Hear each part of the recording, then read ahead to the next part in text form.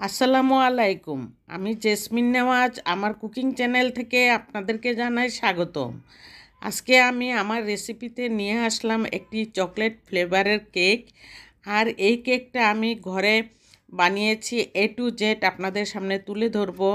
আর এই কেক আমি মাঝে মাঝে আমার বাচ্চাদের জন্মদিন, তার ম্যারেজ ডে, তারপর কোনো অকেশানে আমি কেক বানিয়ে ঘরেই সবাইকে নিয়ে কাটার চিন্তা করি। আর সেই উপলক্ষে আমি আপনাদের সামনেও তুলে ধরলাম।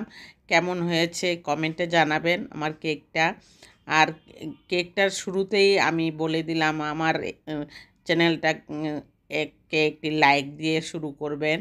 আর পুরোটা রেসিপি পুরো ওয়াচ টাইম ফুল করে দিবেন, এটাই আপনাদের কাছে আমার অনুরোধ। আর এখানে আমি নিয়ে নিলাম 4টা ডিমের জন্য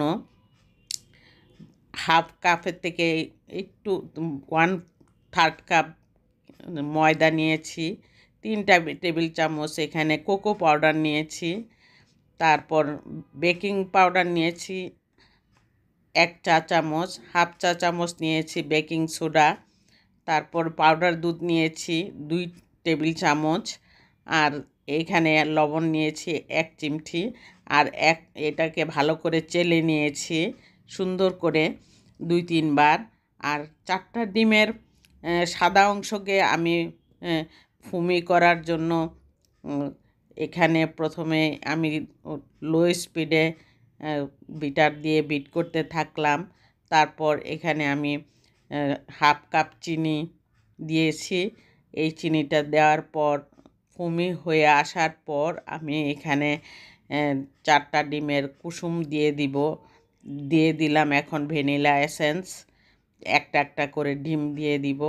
দেওয়ার পর এখানে আমি তেল দিয়ে দিচ্ছি প্রায় 3 টেবিল চামচ। তেল দেওয়ার পর আমি কিন্তু ঘিও দিয়েছি 1 চা চামচ। ঘিটা দেওয়ার উদ্দেশ্য হলো কেকের ব্যাটারটা যাতে টেস্টি হয়, আর সেজন্যই আমি এখানে ঘিটা ইউজ করি। আড়ঙের ঘিটা আমি 1 টেবিল চামচ দিয়ে দিই। দেওয়ার পর কেকের ঘ্রাণটা খুবই সুন্দর আসে। আর এখানে তারপর আমি ব্যাটারটা গুলিয়ে নিয়েছি আস্তে আস্তে করে, ভিডিওটা একটু ফাস্ট করে দিয়েছি। এখানে ব্যাটারটা রেডি হয়ে গেছে। রেডি হওয়ার পর আস্তে আস্তে করে কিন্তু ব্যাটারটা রেডি করতে হয়।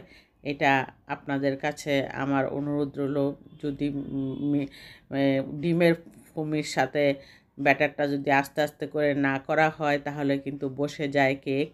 আর সেই জন্যই আমি আস্তে আস্তে করেছি, কিন্তু ভিডিওতে ফাস্ট করে দিয়েছি, না হয় অনেক বড় হয়ে যাবে।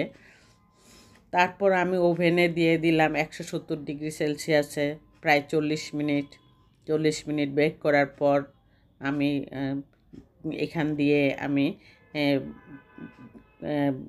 বিটার দিয়ে আমি ক্রিম নিয়ে নিলাম।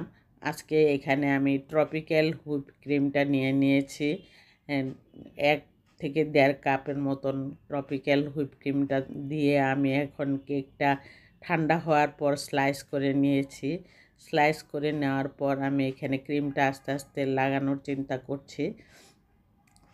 কেকটা যখন প্রথম ক্রিমটা দিয়ে ফ্রস্টিং করা হয়, ফ্রস্টিং করার পর কিন্তু আমি কেকটা আবার ফ্রিজে রেখে রেখে কিন্তু কাজ করতে হয়। ফ্রিজে রেখে রেখে কাজ করার ফলে কেকটা সুন্দরভাবে আমি ক্রিমটা লাগিয়ে নিয়েছি। ক্রিমটা লাগিয়ে নেওয়ার পর তারপর আমি ডিজাইনটা করছি। ডিজাইনটা নর্মাল ডিজাইন, তেমন কোনো কঠিন কোনো ডিজাইন না।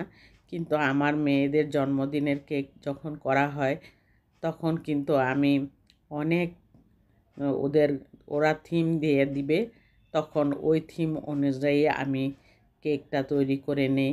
আর এটা জাস্ট ঘরে খাওয়ার জন্য করেছি। এই জন্য ভাবলাম যে মোটামুটি করে ডিজাইনটা আমার মনের মধ্যে যা আসছে তাই আমি করে নিয়েছি। আর এই ডিজাইনটা কেমন লাগছে একটু কমেন্টে জানাবেন। তারপর আমি ডিজাইনটা করে নেওয়ার পর এখানে আমি সুইট বল দিয়ে দিয়েছি, আর এখানে এডিবল ফ্লাওয়ার দিয়ে দিয়েছি। দিয়ে তারপর সুন্দর করে আমি ডেকোরেশন করে নিলাম।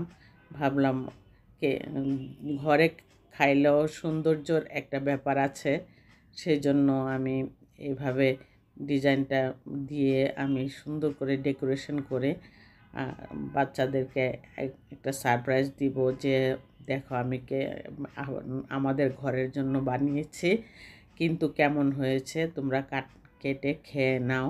এই চিন্তা করে আমি করে টোরে সুন্দর করে এই যে এখানে আমি তারার মতন দিয়েছি, এগুলো সব খাওয়া যায়, ফ্লাওয়ারটাও খাওয়া যাবে, এডিবল ফ্লাওয়ার। আর এই জন্যই এখানে কেকটা কমপ্লিট করে নিলাম।